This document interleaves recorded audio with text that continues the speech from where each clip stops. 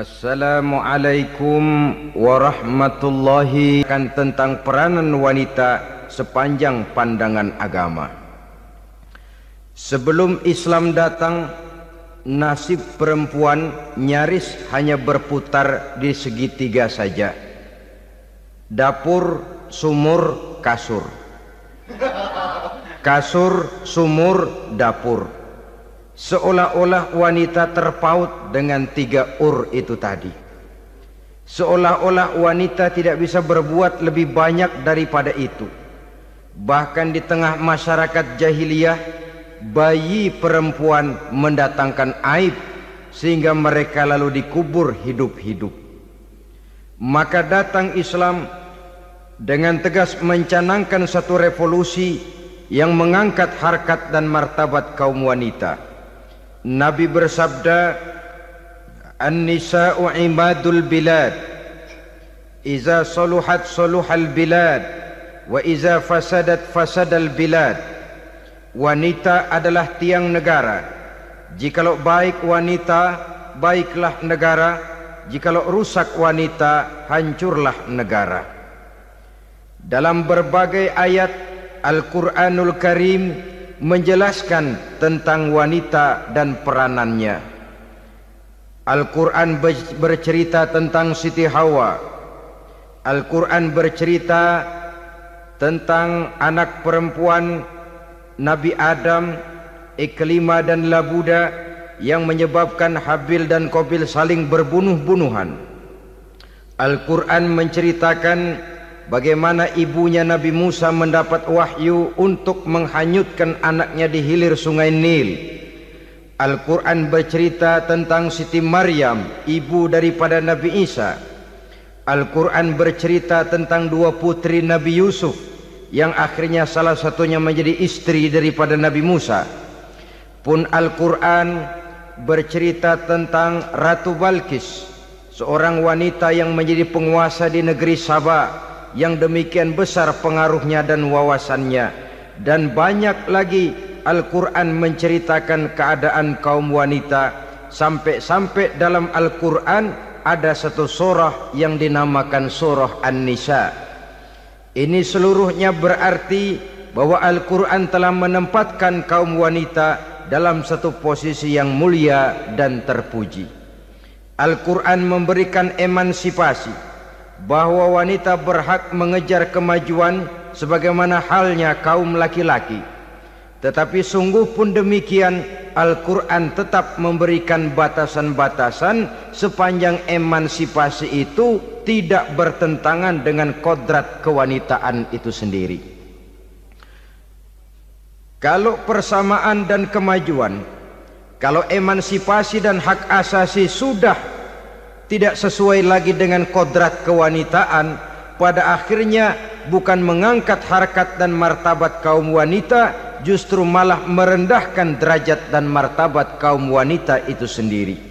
Seperti sebagian besar wanita ini, mereka berteriak menuntut tentang persamaan hak, tapi mereka melupa apa batasan daripada persamaan hak itu sendiri. Sesungguhnya Islam dengan segala konsepsinya yang mengangkat martabat kaum wanita itu, memberikan keleluasaan kepada kaum wanita untuk maju bersama laki-laki sepanjang tidak menginjak-injak kodrat kewanitaan itu sendiri. Kalau sudah sampai kepada menginjak kodrat kewanitaan, maka akan merendahkan martabat kaum wanita. Sebab apa? Secara fisik dan psikis, agaknya memang laki-laki sudah ditakdirkan oleh Allah untuk menjadi pembimbing bagi kaum wanita. Walaupun tidak tertutup kemungkinan wanita tampil sebagai pemimpin, tetapi dari segi fisik biologis misalnya, laki-laki itu diciptakan kekar, kuat untuk memikul dan melaksanakan tugas-tugas yang berat. Sedangkan perempuan pada umumnya adalah lembut, ayu, lemot, denok, geboy, dan lain sebagainya. Maka kalau kita baca sejarah, Allah itu belum pernah mengutus rasul perempuan. Semua rasul laki-laki. Sebab apa? Secara fisik biologis tugas kerasulan lebih dimungkinkan oleh seorang laki-laki. Tugas rasul itu berat. Kadang-kadang perang, dicaci maki, berhadapan dengan ujung tombak, ujung pedang dan lain sebagainya. Makanya seluruh rasul laki-laki, dan Allah belum pernah mengutus rasul perempuan. Dari segi lain, perempuan itu banyak terhalang untuk melaksanakan ajaran agama. Misalnya 1 minggu dalam sebulan perempuan itu terkena cuti khusus, mengalami masa menstruasi, tidak sholat, tidak puasa, tidak melaksanakan ajaran agama yang tidak dibolehkan pada saat menstruasi itu. Kalau ada rasul perempuan, lalu saat malaikat akan menyampaikan wahyu, kebetulan rasulnya sedang wah, itu bisa balik lagi malaikat Jibril ke langit itu. Mau turun nyampein wahyu, balik lagi ke atas, ditegur, kenapa balik lagi Jibril? Rasulnya lagi head.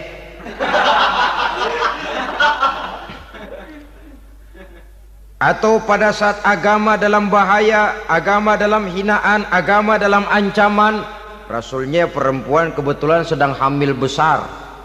Apa lalu perang ditunda? Pengumuman perang ditunda saja sampai rasul melahirkan.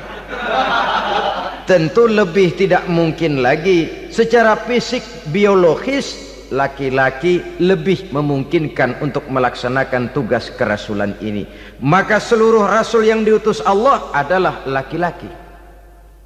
Saudara hadirin yang saya muliakan, sungguh pun demikian, Islam itu mengangkat martabat wanita sedemikian tinggi sebagai tiang negara yang menentukan jatuh dan bangunnya negara, yang ikut mewarnai bahkan menjadi warnanya suatu negara. Walaupun peranannya memang tidak begitu kelihatan, tapi sesungguhnya amat sangat menentukan. Oleh karenanya secara umum emansipasi yang digariskan oleh Islam, emansipasi yang tidak bertentangan dengan kodrat kewanitaan di berbagai aspek kehidupan. Kalau sekarang emansipasi ini kelihatannya sudah salah pasang, salah kaprah. Bahkan belum lama kita menyaksikan bagaimana ada binaragawati. Di zaman sekarang perempuan sudah mulai angkat besi. Saya mulai mikir kalau perempuan sudah pada angkat besi, ini sudah tanda suaminya udah dekat dibanting-bantingin ini. Tahun-tahun mendatang mungkin akan menyusul perempuan mulai narik beca.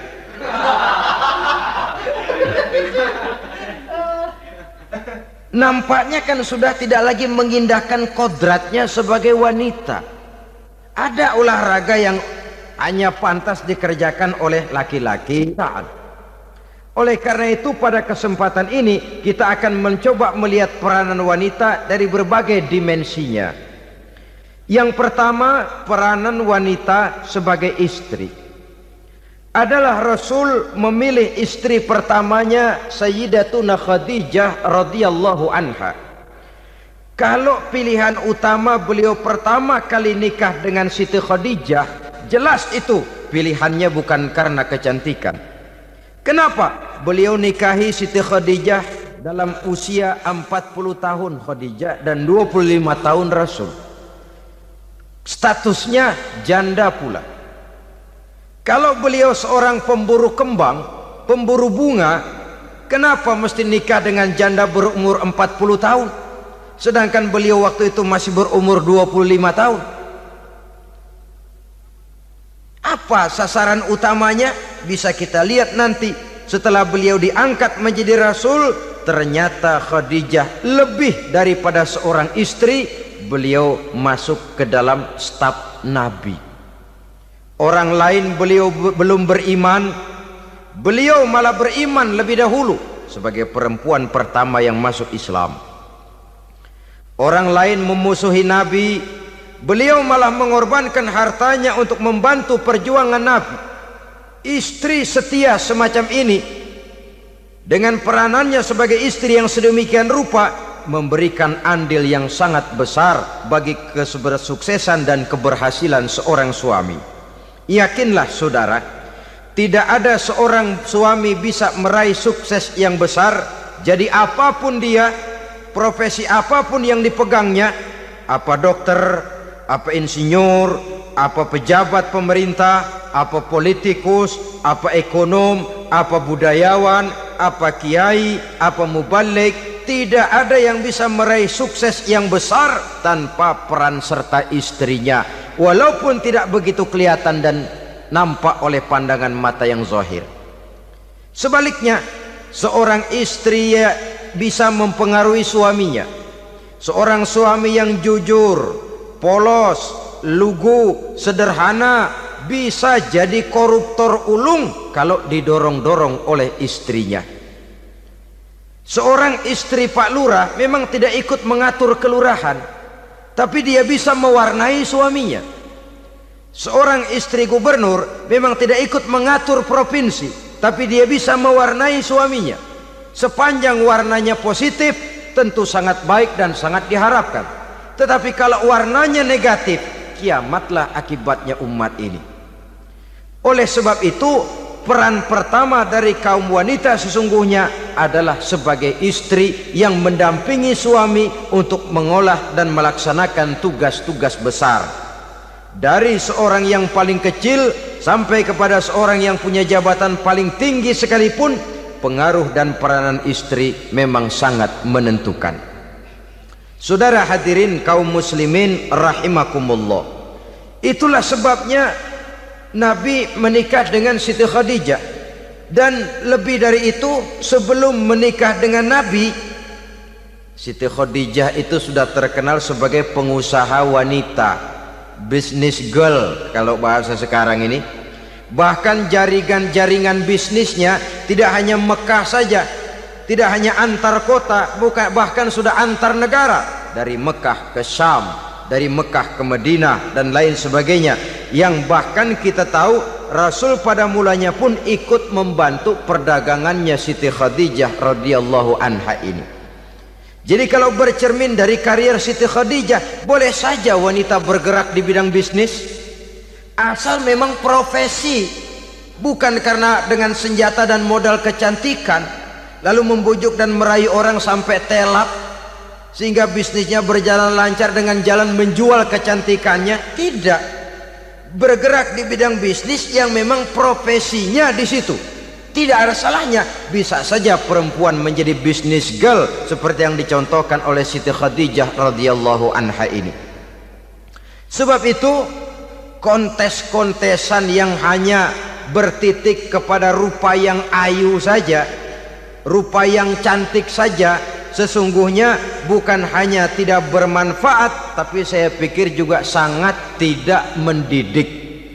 Yang mengajar anak-anak remaja putri kita untuk berlomba-lomba hidup dalam kepalsuan. Alis mata palsu, hidung pesek dimancungin palsu, operasi plastik.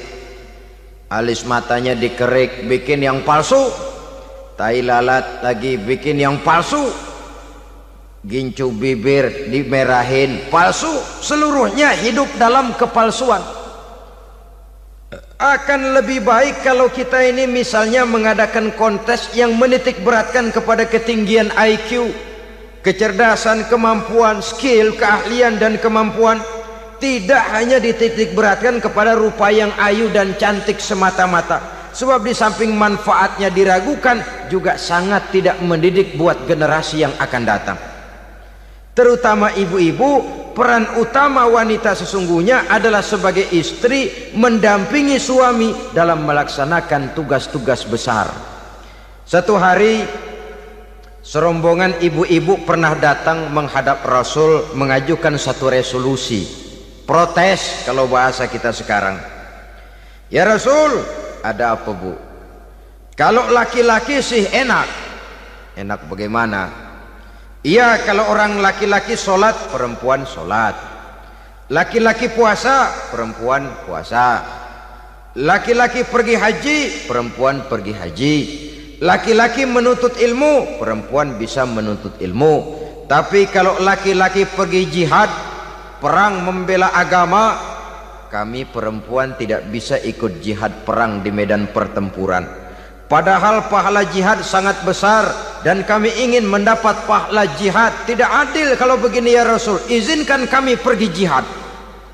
Ini perempuan di zaman Rasul, kalau ada kebaikan tidak bisa ikut, rasanya rugi bukan main, lalu protes. Apa jawab Rasul? Beliau senyum. Ibu-ibu jangan khawatir, walaupun ibu-ibu tidak maju ke medan perang, ada ibadah yang pahalanya sama dengan pahala jihad itu. Apa ya Rasul? Beliau menjawab, jihadukunna fi baitikunna. Jihadnya ibu-ibu, jihadnya kaum wanita adalah di rumah tangganya sebagai istri. Memasak makanan suaminya, mencuci pakaian istrinya, mengasuh, merawat dan membesarkan anak-anaknya, itu seluruhnya bagian daripada ibadah yang pahalanya tidak kurang dengan pahala jihad. Kenapa? Al-Quran itu memberikan sesuatu sesuai dengan kedudukannya. Kalau perempuan pergi perang jihad membela agama, musuhnya laki semua, kayak apa perangnya? Itu musuhnya bisa nggak mau pakai pedang, perangnya udah gulat aja udah. Sehingga Rasul lalu memberikan satu jalan keluar yang membuat wanita-wanita itu lega. Jihadukunna fi baitikunna. Ibu-ibu sih tidak usah khawatir, jihad ibu adalah di rumah tangga ibu-ibu semua. Sejak bangun tidur sampai tidur kembali, nyaris kaum ibu itu 24 jam pekerjaannya. Sebagai istri, dia melaksanakan jihad di rumah tangganya. Peranan wanita yang pertama adalah sebagai istri, yang walaupun tidak kelihatan dan menonjol seperti halnya laki-laki, tapi sangat mewarnai, bahkan menjadi warna dari tugas apapun yang dihadapi oleh suaminya. Dulu ada seorang orator, kalau pidato hebat bukan main. Kalau dia bernada gembira, semua orang senyum. Kalau dia bercerita tentang sesuatu yang sedih, satu masjid orang nangis. Orang tanya kepadanya, "Pak, bisa pidato begitu hebat, siapa yang bikin?" "Ya saya sendiri." Istrinya dari belakang bilang, "Tidak, yang bikin pidatonya hebat saya." Kata suaminya, "Mana bisa, saya." "Saya," kata istrinya. "Kalau saudara tidak percaya, tunggu Jumat depan, dia khutbah Jumat, saya akan bikin khutbahnya tidak hebat," kata istrinya. Sudah hari Rebo, siap-siap mau bikin konsep khutbah, baru mau nulis, datang istrinya, "Bang, tolong pegangin anak, saya mau ke warung." Mau bikin konsep lagi, kata istrinya, "Bang, tolong ini, tolong itu, tolong ini." Sampai mau berangkat khutbah Jumat, khutbah belum selesai dibikin. Begitu naik mimbar, kehabisan bahan. Sudah 10 menit masih ama ba'du, ama ba'du, ama ba'du. Ini yang dengar heran, ini orang kok bicaranya bisa cuma amat sama badu, amat sama badu saja. Di situ kelihatan saudara-saudara betapa peran serta istri yang walaupun tidak kelihatan oleh pandangan mata yang zahir, tapi teramat sangat menentukan. Sekali lagi, tidak ada seorang suami bisa sukses jadi apapun dia tanpa peran serta istrinya di rumah. Tidak ada kemajuan yang bisa diperoleh kalau tidak karena peran serta istrinya di rumah. Tidak ada kesuksesan yang bisa diraih tanpa keikutsertaan daripada istrinya di rumah. Walaupun suaminya yang dikenal orang, suaminya yang dipuji orang, suaminya yang disanjung orang, bagian besar tetaplah saham dan andil daripada istrinya yang di rumah itu. Ini makna an-nisa imadul bilad. Wanita adalah tiang negara. Jikalau baik wanita, baik negara. Jikalau rusak wanita, hancur negara. Karena wanita, negeri Salba menjadi terkenal, tentram, aman, wawasan politiknya luas. Seorang semacam Cleopatra bisa menaklukkan Julius Caesar, dan begitu selanjutnya. Banyak cerita-cerita betapa wanita yang berperan di belakang layar ini bahkan bisa menggoyangkan negara. Bahkan yang paling dekat saja contoh dengan kita, Senator Gary Hart.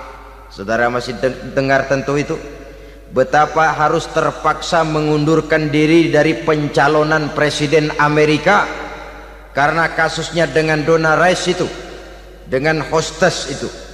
Betapa di sini seorang perempuan atau seorang wanita sanggup membongkar seseorang yang punya masa depan ceria untuk menuju kursi kepresidenan dari suatu negara adidaya seperti Amerika, bisa gagal berantakan karena skandalnya itu. Apa penyebabnya? Wanita. Tapi wanita juga bisa menyebabkan menjadi cambuk majunya laki-laki. Wanita juga bisa menghancurkan dan mengubur laki-laki. Saudara hadirin yang saya muliakan, ia memang kelihatannya makhluk yang lemah, tapi di balik kelemahannya itu sesungguhnya dia bisa menelan laki-laki yang bagaimanapun besarnya. Saudara-saudara kaum muslimin rahimakumullah, terutama ibu-ibu yang saya hormati, jadi peranan yang pertama wanita sebagai seorang istri. Yang kedua, wanita sebagai ibu. Ini juga sangat besar pengaruhnya dalam membentuk generasi masa yang akan datang.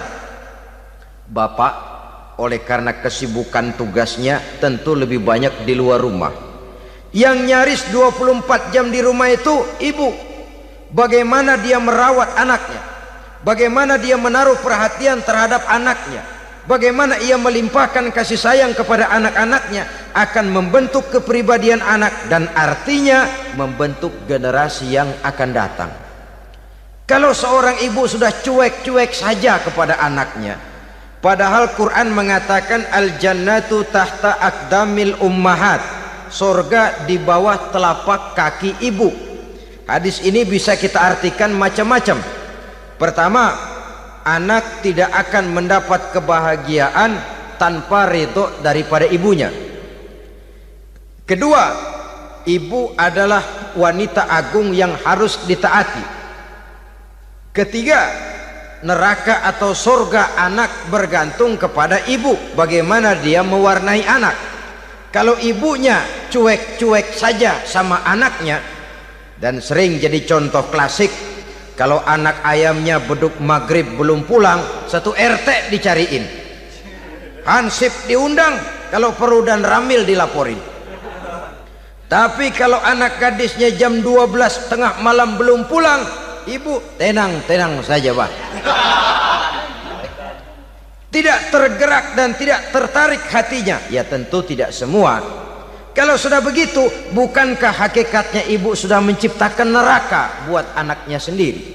Khalil Gibran dalam satu tamsil yang indah pernah mengatakan, kalau kita diberikan sebutir mutiara, sebutir intan, dan intan itu sebutirnya sebesar telur ayam, benda yang sangat langka dan berharga, tentu kita sayang intan atau mutiara itu. Kita jaga baik-baik, kita simpan dalam kotak, kotaknya kita kunci, kotak itu kita simpan di dalam lemari, lemarinya kita kunci lagi, lemarinya ada di dalam kamar, kamarnya pakai pintu, pintunya kita kunci lagi, kamar itu ada dalam rumah, rumahnya pakai pintu, dikunci lagi, kemudian rumahnya pakai pintu gerbang besar, gerbangnya juga digembok lagi. Untuk menjaga intan itu jangan sampai hilang, begitu usaha kita berlapis-lapis.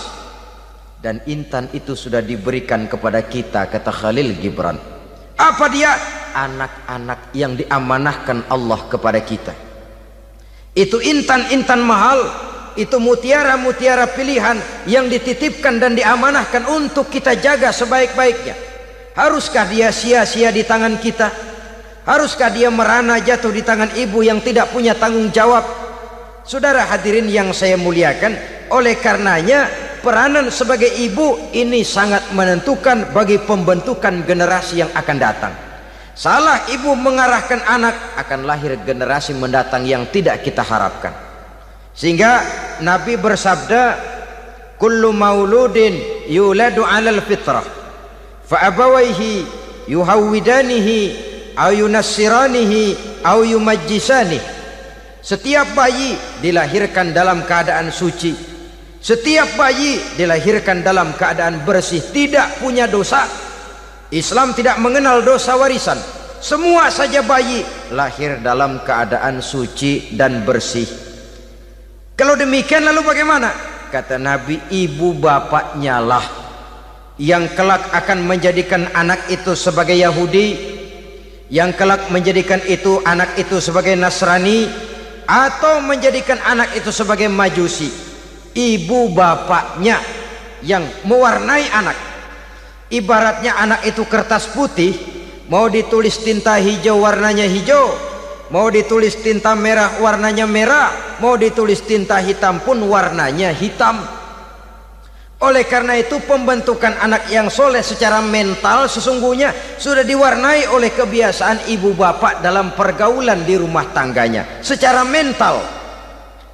Sehingga dengan demikian saudara-saudara, salah kaprah ibu dalam mengarahkan anak-anaknya akan melahirkan generasi penerus yang sungguh-sungguh tidak kita harapkan, dan pada gilirannya akan membahayakan perkembangan bangsa dan negara, membahayakan kita sebagai suatu umat. Apalagi sekarang ini masih banyak orang-orang muslim, orang-orang tua muslim yang kadang-kadang menyekolahkan anaknya di sekolah yang membahayakan akidahnya, mematikan imannya, menghancurkan tauhidnya. Pokoknya asal bonafid keluar sekolah ada jaminan lapangan kerja. Perkara anak mau kafir mau murtad bukan urusan. Alangkah ironi dan sangat menyedihkan. Saudara-saudara yang saya hormati, jadi dari segi kaum wanita peranan ibu sangat besar. Dari segi anak, ketaatan kepada ibu, doa restu ibu akan membawa kepada kebahagiaan hidup.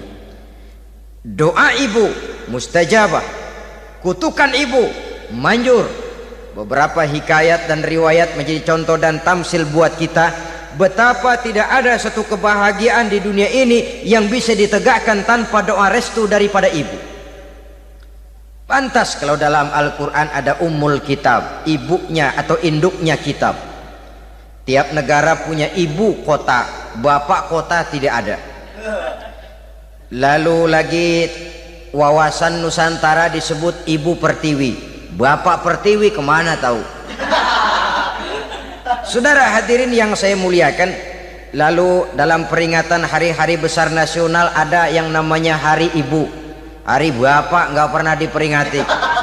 Ada Hari Ibu, dan ibu itu pun ada Ibu Kartini, ada Ibu Dewi Sartika, dan macam-macam lagi yang seluruhnya merupakan refleksi dan gambaran betapa peranan kaum wanita di dalam kehidupan ini yang memang banyak mewarnai dan menjadi warna dari suatu kegiatan.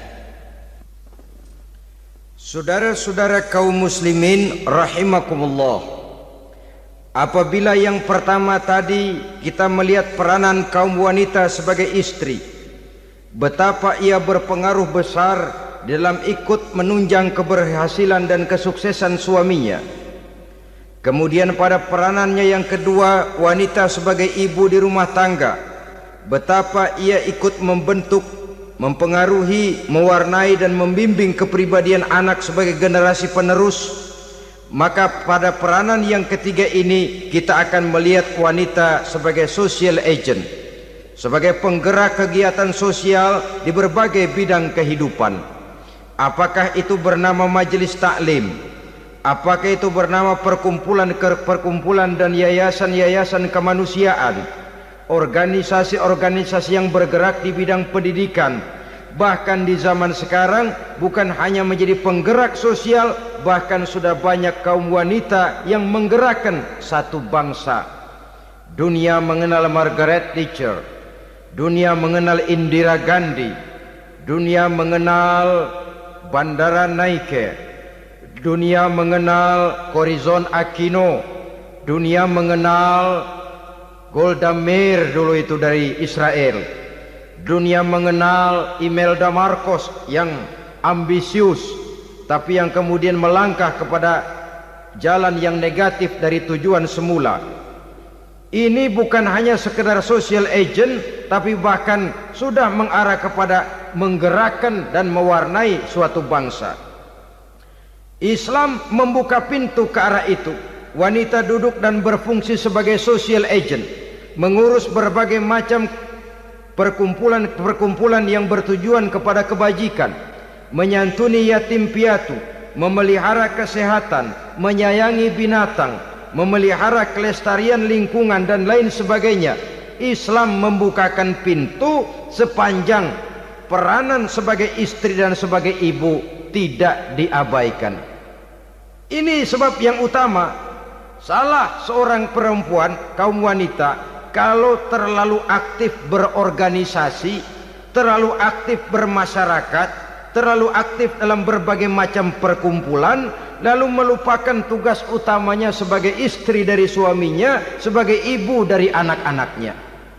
Ibu asik rapat sana rapat sini, anak tidak pernah diajak rapat, akhirnya si anak bikin perkumpulan sendiri, rapat menurut versi mereka. Sehingga akibatnya yang timbul anak merasa kurang diperhatikan oleh ibunya. Ngaji bagus, tapi kalau sepanjang hari ngaji saja, suami pulang mau makan tidak ada makanan, mau berganti pakaian belum lagi diteriska pakaiannya, tentu ini melupakan fungsi yang utama. Kegiatan sosial, kegiatan di organisasi adalah jadwal kegiatan setelah fungsi sebagai istri dari suami, sebagai ibu dari anak-anak dilaksanakan dengan sebaik-baiknya. Bukan tidak baik ngaji, kalau dari ngaji ke ngaji saja.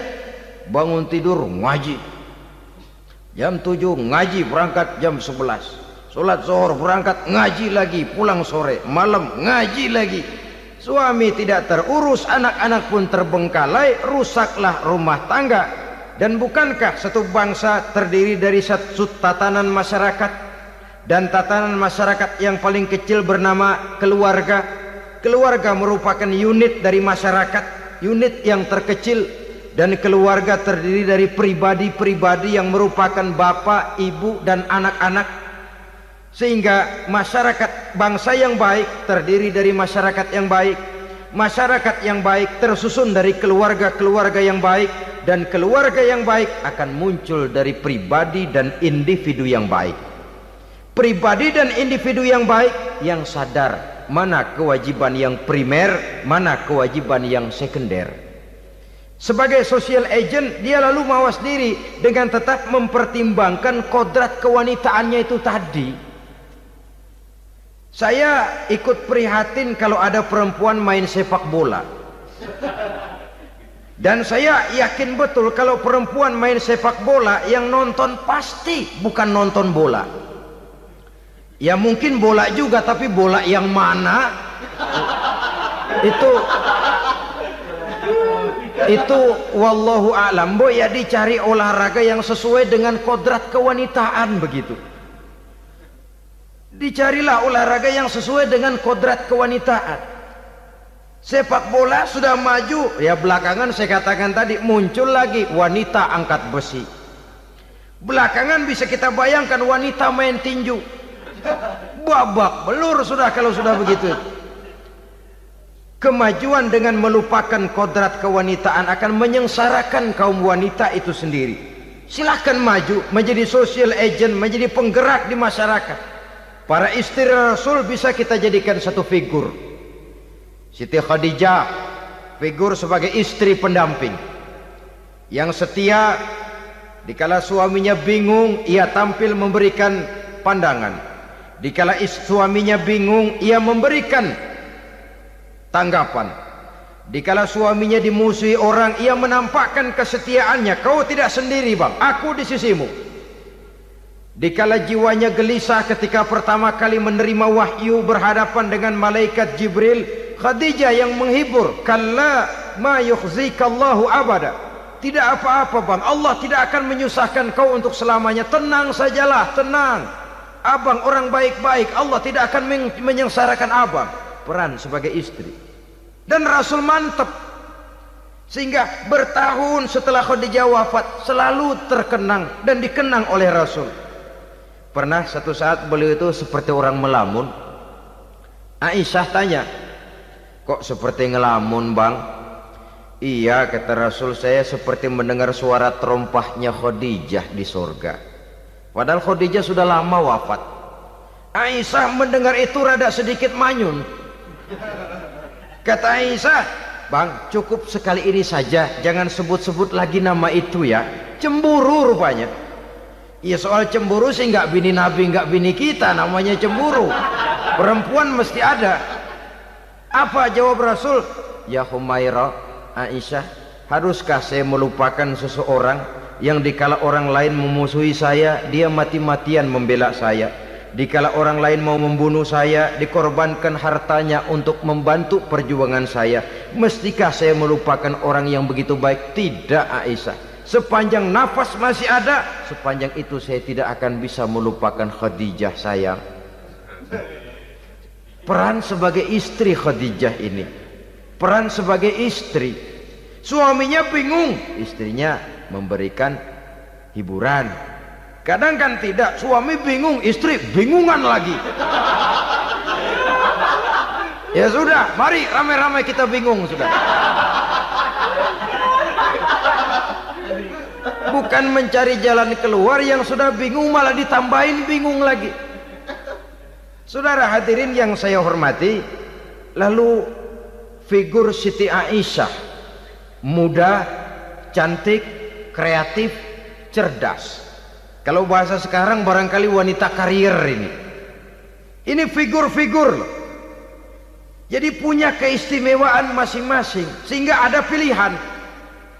Ya tentu orang mencari istri itu kan karena ada dasar pilihan. Mungkin rupanya kurang menarik tapi akhlaknya bagus. Mungkin akhlaknya sedang-sedang saja tapi potongannya cakep, masih ada pilihan. Sudah potongan jelek, akhlak bejat, emangnya lu milih merem tempo hari ya?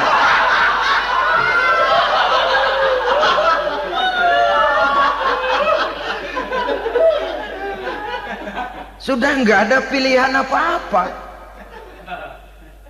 Lalu ada istri yang punya keistimewaan karena sifatnya yang sabar, ada yang wataknya itu pemurah, ada yang sifatnya itu belas kasih. Pendeknya, dari istri-istri Rasul kita bisa menemukan figur-figur wanita teladan. Sehingga keliru kalau kaum orientalis barat mengatakan Rasulullah itu katanya sesungguhnya adalah seorang seks mania, istrinya banyak. Oh ini memang bajingan ini orientalis ini. Kalau Rasulullah itu seorang seks mania, tentu yang dinikahinya itu pertama jelas gadis semua, yang kedua tentu cantik-cantik semua. Dari istri-istri beliau yang dikawininya dalam keadaan gadis cuma Siti Aisyah. Selebihnya janda. Apa pertimbangannya? Menyantuni yatim-yatimnya, mengayomi janda-janda yang ditinggal suaminya gugur di medan perang, untuk memperkuat keimanannya. Itu pilihan utama Rasul. Kita sekarang ini ya ngakunya sih ikut sunnah Rasul, cuma sunnahnya urusan kawin melulu. Ada duit sedikit, kawin maning, kawin maning. Ditanya orang kenapa kawin melulu, sih mas sunnah Rasul. Bukan main. Kalau sudah urusan kawin pahlawan betul sunnah Rasul. Padahal kawin lagi dalam Islam itu sungguh pun boleh, tapi tidak diperintah. Tidak diperintah, memang cuma boleh. Itu kalau dalam pesawat itu cuma semacam emergency exit loh ya, yang tidak boleh sembarang waktu bisa dibuka. Kalau memang sanggup berlaku adil, tafadhol. Kalau tidak, satu juga nggak habis. Lagian saya kira perempuan itu kan cuma perbedaan rupa saja, perbedaan selera saja. Seperti singkong dengan sate, bedanya kan cuma di tenggorokan. Kalau sudah masuk ke perut, kenyangnya kan sama. Perempuan cuma berbeda dalam selera, rasanya barangkali ya, barangkali.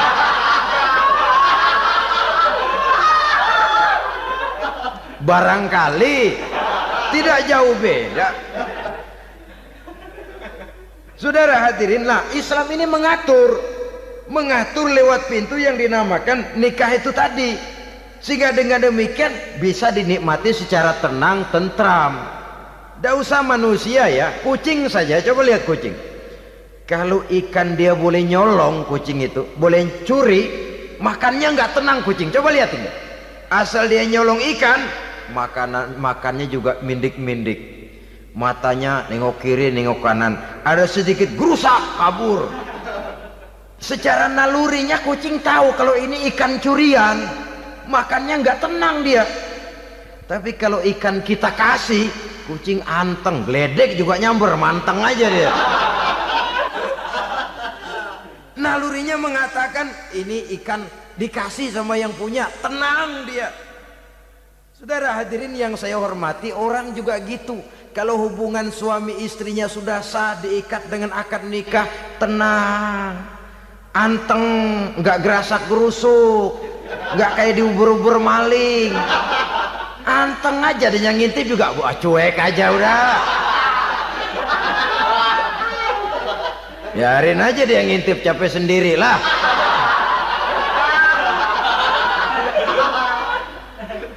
Tapi kalau nyuri-nyuri, coba lihat dah. Mana di kebun banyak nyamuk, ansip mukul tiang listrik, dia yang bingung. Islam ini sesungguhnya memudahkan jalan, saudara-saudara. Jadi sebagai social agent, wanita bisa berperan untuk itu, apalagi untuk hal-hal yang menyangkut wawasan kemanusiaan, di mana kaum wanita karena emosinya lebih tinggi daripada kaum laki-laki, dia sangat peka terhadap masalah-masalah yang menyangkut kemanusiaan. Hatinya mudah tergugah, perasaannya cepat terenyuh, dengan penderitaan dia cepat tergugah. Dia bisa menjadi social agent tanpa harus melupakan fungsi utama sebagai istri dan sebagai ibu dari anak-anaknya, sebagai istri dari suaminya. Saudara hadirin yang saya muliakan, dahulu Al-Quran pernah menceritakan betapa istri-istri pembesar di istana mewah di zaman Nabi Yusuf, kalau istilah sekarang nyonya-nyonya jet set, nyonya-nyonya VIP, betapa mereka mau memporak-porandakan keimanan seorang pemuda seperti halnya Nabi Yusuf alaihi salam. Dan Nabi Yusuf kemudian ternyata tidak mau jadi gigolo yang kerjanya hanya menyenangkan wanita-wanita jet set kelas VIP ini tadi. Sesungguhnya ini cuma satu simbol yang kejadiannya bisa saja terjadi pada zaman modern dalam versi dan kondisi yang berbeda. Namun bagaimanapun juga, wanita dengan peranannya sebagai social agent, sebagai penggerak masyarakat, sangat besar pengaruhnya dalam ikut mewarnai perkembangan suatu negara. Seorang suami perlu memberikan dorongan kalau istrinya aktif di bidang sosial, asal dengan catatan saja, fungsi sebagai istri, fungsi sebagai ibu jangan sampai terlantar karenanya. Bahkan saya katakan tadi, di zaman sekarang wanita tidak lagi hanya berfungsi sebagai social agent, bahkan sebagai national agent, penggerak dari satu bangsa. Muncul wanita-wanita yang jadi menteri, yang jadi anggota DPR, bahkan yang jadi kepala desa dan lain sebagainya. Secara umum memang ar-rijal qawwamuna 'alan nisa, laki-laki adalah pembimbing bagi kaum wanita karena kelebihan fisik biologis, kelebihan kemampuan intelektual dan lain sebagainya. Namun wanita pun boleh saja menjadi social agent sepanjang catatan yang saya sampaikan tadi. Jangan sampai melupakan kodrat kewanitaan, jangan sampai mengalahkan fungsi sebagai istri dari suaminya, sebagai ibu daripada anak-anaknya. Nah, kemudian fungsi yang keempat di bidang ilmu pengetahuan. Islam memberikan kesempatan yang sama kepada kaum wanita. Thalabul ilmi faridatun ala kulli muslimin wa muslimatin Menuntut ilmu itu wajib hukumnya bagi orang Islam baik laki-laki maupun perempuan, sampai dibentuk kalimat pengecuali khusus ini, muslimin wa muslimatin, bagi muslim laki-laki, bagi muslim perempuan. Dan alhamdulillah, kalau dulu di zaman Raden Ajeng Kartini nasib perempuan berada di balik pintu yang digembok rapat-rapat, siklusnya berputar cuma sumur dapur kasur, kasur sumur dapur, dapur sumur kasur, melingkar di situ satu saja peranan kaum wanita. Memberontak jiwa Raden Ajeng Kartini, menuntut persamaan bahwa wanita berhak maju sama dengan laki-laki. Entah Islam sejak 14 abad yang lalu sudah mencanangkan ini, menuntut ilmu wajib bagi laki-laki dan perempuan beragama Islam. Orang Islam baik dia laki-laki baik dia perempuan wajib menuntut ilmu. Ilmu dalam artian umum, tidak hanya sekedar fikih tauhidnya, ya di bidang kedokteran, di bidang teknik, di bidang hukum dan lain sebagainya. Ini yang perlu dibanggakan. Kalau perlu ini yang perlu diadakan kontes, kontes IQ, wanita yang paling berprestasi di bidang ilmiah, wanita yang punya prestasi di bidang menjaga kelestarian lingkungan hidup, wanita yang punya prestasi menggerakkan sosial, menyantuni yatim piatu, memelihara kesehatan. Adakan kontes macam itu untuk mendorong. Ini enggak, kalau kontes yang diukur betis, bibir, pinggul, payudara, lubang hidung, ukur sekalian kita. Apa manfaatnya dan apa unsur pendidikan yang ada di dalamnya? Tidak menguntungkan, tidak mendidik, dan tidak membawa manfaat. Kecuali lalu yang timbul pola hidup konsumen, pola hidup konsumer, pola hidup yang material, pola hidup yang wah, pola hidup yang gemerlapan. Ya, kalau oleh anak-anak muda yang terjangkau, kalau tidak, dia hanyut ditelan mimpinya.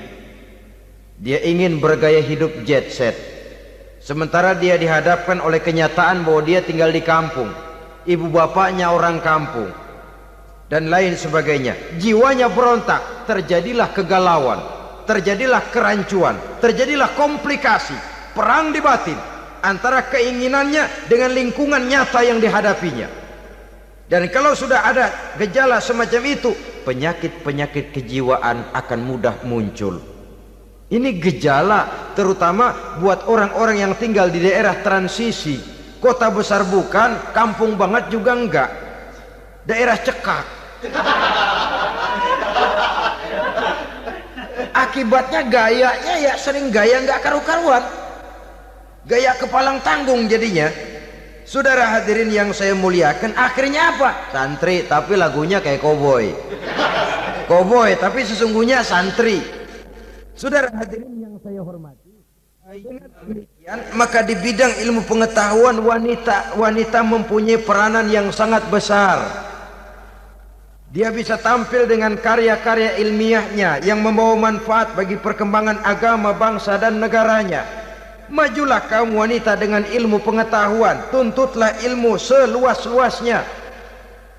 Kita hidup di satu negara yang merdeka, kita beragama yang memberikan satu keyakinan bahwa menuntut ilmu merupakan kewajiban, bahwa peranan wanita tidak hanya di belakang dapur, lain sebagainya yang seluruhnya terpantul dari dinamika kehidupan kaum wanita. Saudara-saudara kaum muslimin rahimakumullah. Kemudian yang kelima, peranan wanita dalam bidang agama. Kita bersyukur sekarang ini gejalanya dimanapun pengajian, biasanya lebih ramai pengajian ibu-ibu dari bapak-bapak. Peringatan hari-hari besar keagamaan, biasanya lebih ramai ibu-ibu daripada bapak-bapak. Pengajian ibu lebih ramai, padahal kalau bicara sibuk, lebih sibuk ibu daripada bapak misalnya. Kalau sudah pengajian bapak-bapak, biasanya pengajiannya ramai cuma 3 giliran itu, pembukaan, maulid, penutupan. Kalau sudah yang rutin pengajian tiap minggu, 3 pojok yang ngaji. Yang atu nguap, yang atu pules, yang atu ngiler. Saudara hadirin yang saya muliakan, ada badan kontak majelis taklim yang merupakan wadah daripada kegiatan ibu-ibu. Ada Ittihadul Muballighat, Persatuan Muballighat. Ada persatuan para asatizah, dan macam-macam lagi peranan ibu-ibu di dalam kehidupan beragama.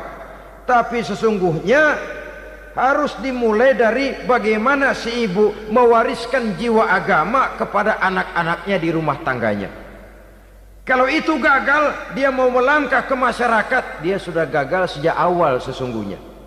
Keberhasilannya dia menata masyarakat akan mengakibatkan dia nanti bernasib seperti Nabi Nuh, berhasil mengajak beberapa orang kafir mengikuti ajarannya, tapi gagal mengislamkan putranya sendiri Kan'an.